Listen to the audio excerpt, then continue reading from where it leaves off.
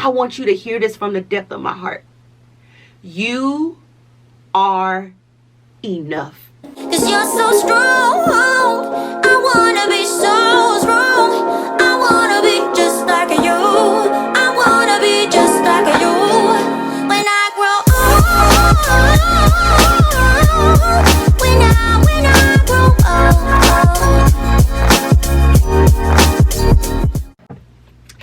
What's up, everybody, and welcome to another episode of the Becoming Brittany podcast.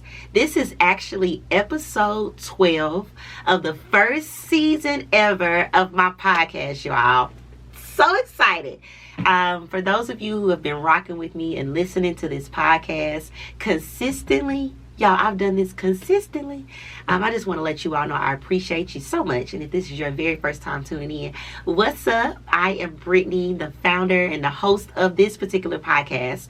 And I started this podcast because I wanted to create a platform, a safe place to have some real, honest conversations about growth and about becoming and talking about different topics and being completely transparent. And I wanted to create a space where people felt like somebody got them. I want you, when you listen to this podcast, to say, man, I'm not by myself. I'm not alone. There's somebody else that's on a similar journey from me. And not only can be encouraged, but I can learn as I'm listening to her. So that is my goal for this podcast. And so I am grateful that you are with me for another episode. And, I usually come into these podcasts and I have like a whole outline just for my own purpose so that I'm on topic and, not rambling and all of that. But I want to share a few things with you all today that I hope encourages you. I know where I want to land with this. The whole title of this particular episode is I am so proud of you. Like, I know I tell y'all that often. If you've been rocking with me, I usually end each of my episodes with that. But today, I really want to let you know how proud I am of you and why that's even important and how I got to the place where I learned to be proud of myself so that I can then go and share that same love with you and tell you how proud I am of you. All right. I was on a flight earlier today, and I was dog tired. Like, I had to minister last night and was traveling back today and knew I had to do this podcast. And so I was on the flight this morning and I was thinking about what I wanted to talk about.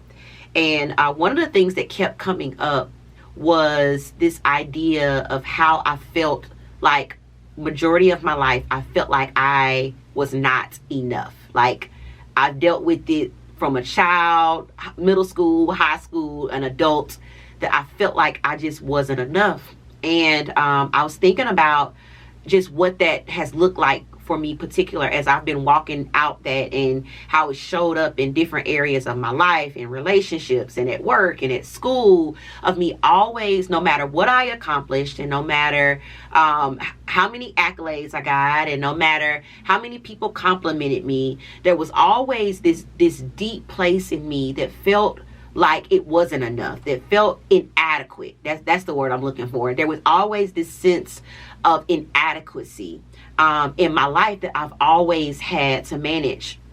And I don't know if I shared this particular story with you all, but I remember when the pandemic hit, I was in my living room. Y'all know everything slowed down during that time. And I didn't know what to do with things slowing down because your girl be on the go, okay?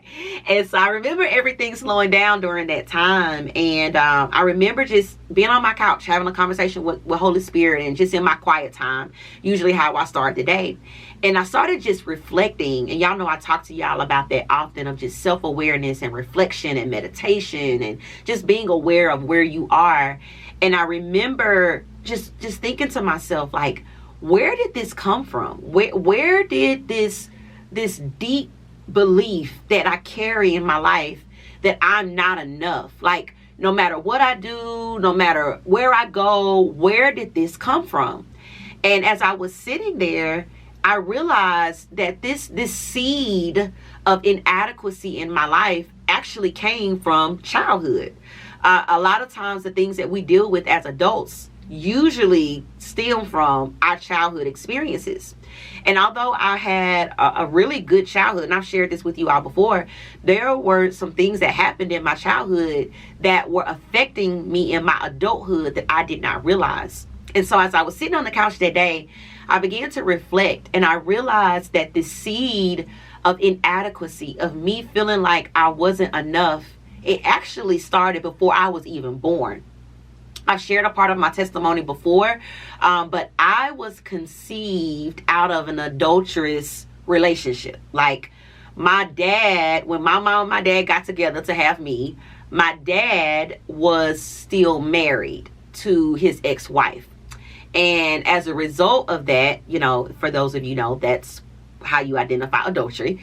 I was the seed and the byproduct of not only, you know, my mom not being married, but also my father being married to someone else. And, you know, stuff like that happens, you know, all the time in the society that we live in. But that had a spiritual condemnation that was attached to that. And with that, with me being a seed and a result of adultery, there was this innate thing in me that felt like I wasn't enough, that I was inadequate.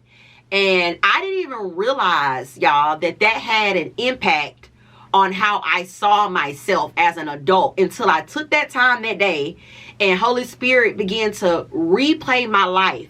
Because I started thinking about when I was picked on as a child and when people would tell me I was too dark and I was too skinny. I thought it started there. But when I realized that it started when I was in a seed form, before I even got here, to make me begin to question myself. And y'all, it gets that deep. Like the stuff your mama was feeling when she was pregnant with you affects how you see yourself today. Like, isn't that crazy? Like if your mom dealt with rejection, because I deal with that as well. If she dealt with not wanting to keep you, all of those things, her child feels those things, and those become seeds in our life. And so for me, I realized that was where the seed of inadequacy came in. That was the seed of where I felt like I wasn't enough. And since I was born, I've been trying to prove myself. I've been trying to convince others, which really convinced myself that I was enough. I dealt with it all throughout my childhood. As I said, I dealt with it as I grew up. I dealt with it in my relationships. And it got to a point when the pandemic hit that I believe God was like, okay, Brittany, it's time for us to deal with this. So if you have ever dealt with feeling like you're not enough, if you've ever dealt with the seed of inadequacy, and if you ever dealt with trying to prove yourself, I want to let you know, one, that there's hope, because obviously I can share this with you today because of what I've been through. But if I could tell you anything, one thing I would tell you is like, you got to identify the root. If you have this nagging feeling of, man, I'm not enough, I'm not enough, I'm not enough. Every time you come into a new space, you're doubting yourself. You don't feel like you're worthy to receive certain things. When good things come into your life, you're always trying to self-sabotage. I'm just talking about y'all about stuff that, you know, I'm navigating through. But I had to get to the place, as I said when I was on the couch, to identify, Brittany, where did this feeling come from? Where did this core belief, this negative core belief, where did this come from? And when I began to reflect on my life, I was able to identify that. Once I identified that, y'all, a whole bunch of buckets and buckets of tears. Because I think once you identify certain things, then you have to give yourself permission to grieve. You have to give yourself permission to grieve the fact that there are some things that happen in your life that you may not be proud of. You got to grieve the fact that sometimes the actions and decisions of other people have affected you.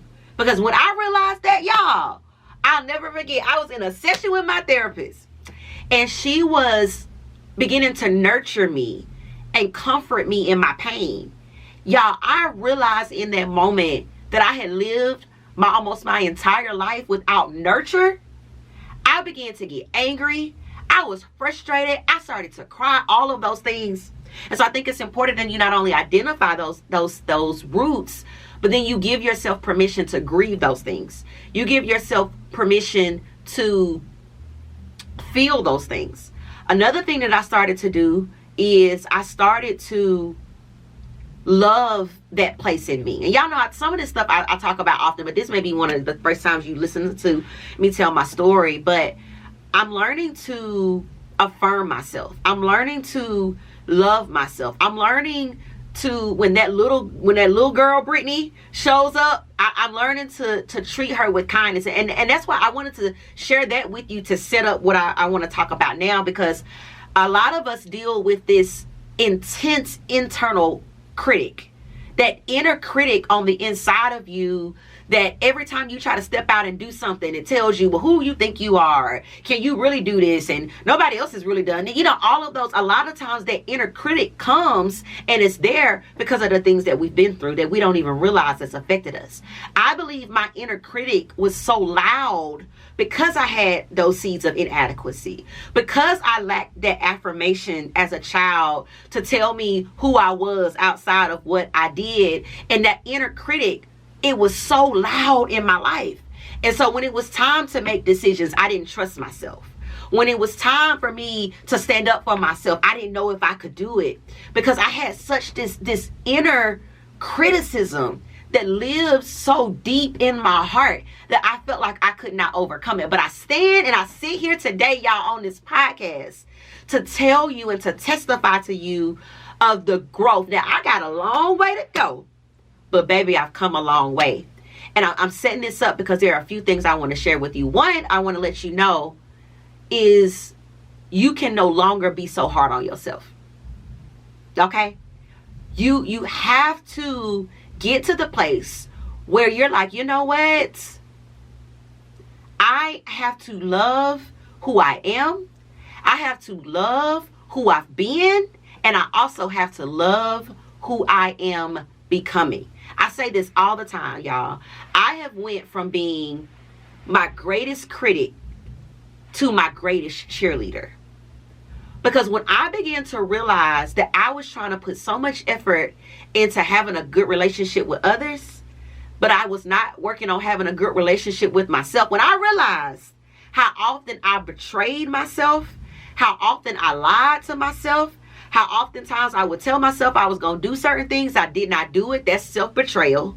How oftentimes I didn't even see my worth, so I let myself be in certain situations and I put up with certain things, and all of that. I felt like I wasn't worthy to receive. All of those things, when I began to have an awakening, which I believe a lot of you are happening and you have those in your life, I gave myself permission to do things different. And y'all know we've talked about that.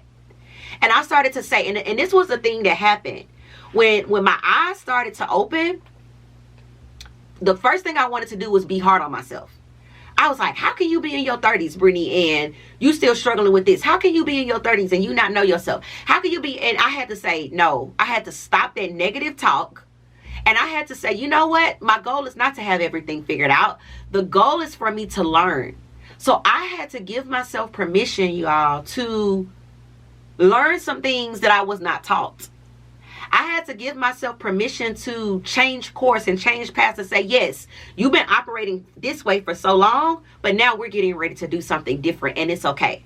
At any moment in your life, you can say, I want to do something different. I want to become something different. I want to try something different. And so I want to give you a couple of things, because I wrote notes about this, y'all. I want to give you a couple of things. If you've been like me and you've struggled with not feeling like you were enough, if you struggled with feeling like you were inadequate, if you struggled with some of that childhood trauma and you didn't even realize that some of the things that you were born into or you grew up with or you have inherited from your mama, dad, your mama's side or your daddy's side has affected you and how you're showing up in the world now, there's a couple of things that I want to share with you to help you, okay? One thing I shared with you already was to stop being so hard on yourself and to learn how to extend grace to yourself. It is so important, you all, that we get this concept of grace. Say that with me. Grace.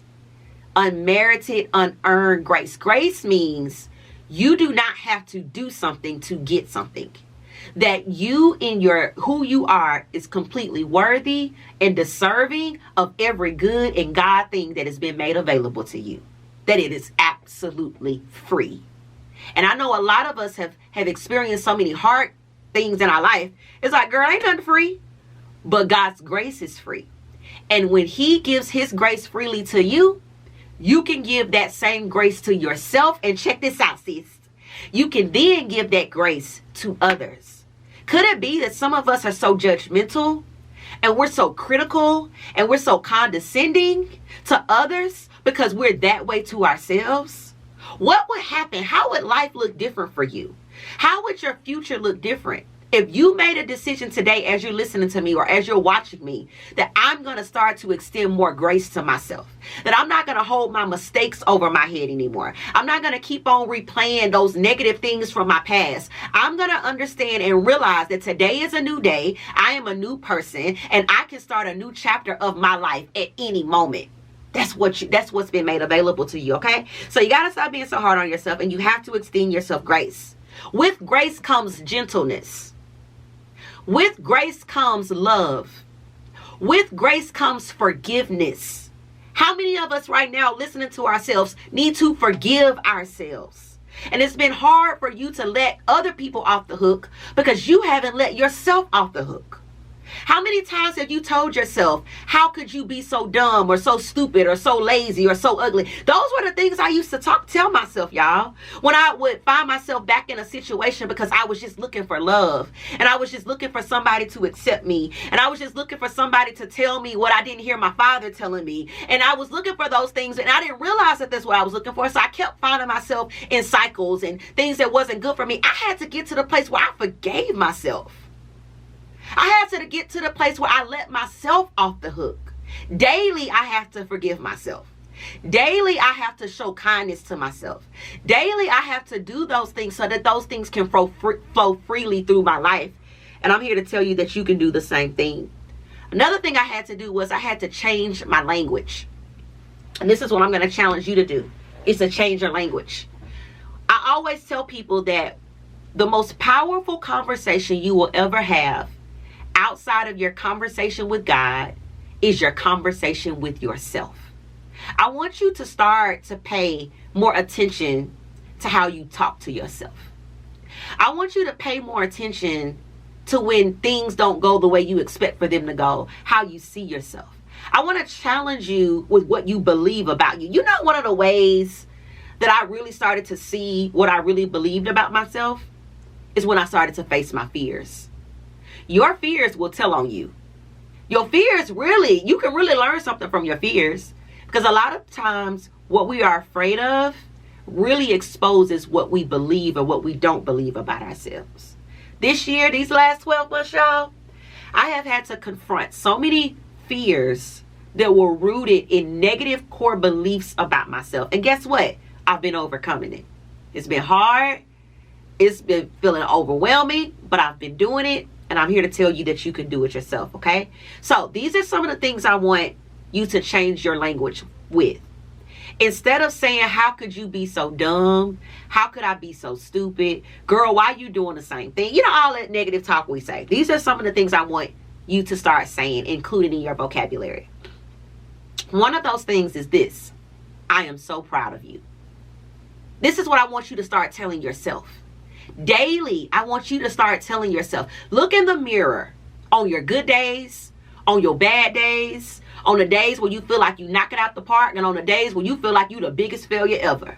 I want you to still be able to look yourself in the eye and call yourself by name and say, but I'm still proud of you. Because when you're really proud is not contingent upon performance.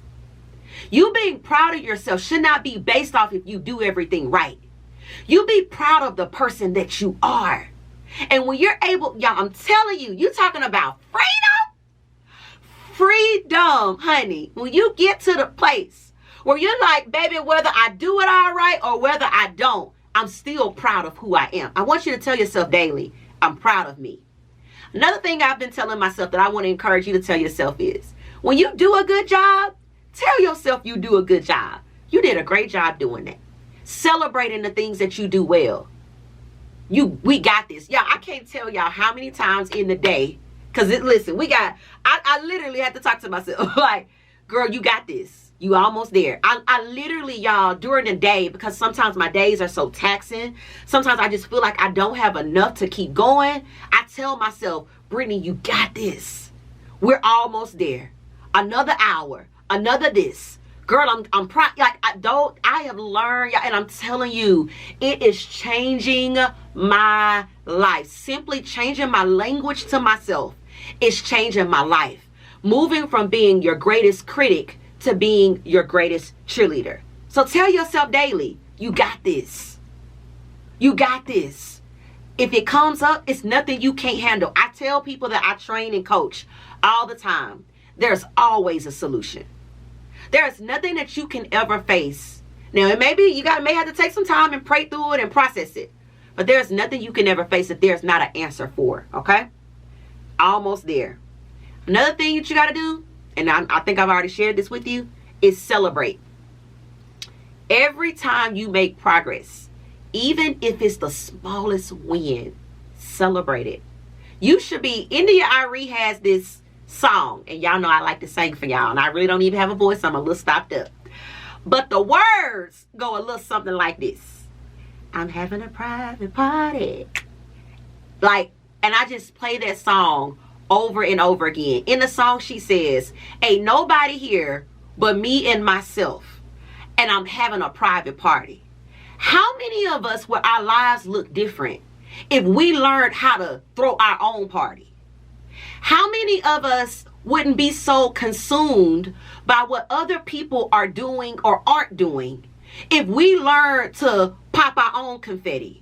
If we learn how to turn our own music up and begin to dance around the house, baby, you've been looking for a situation to change or somebody to tell you something you want to hear. You got to get to the place where David said that you know how to encourage yourself.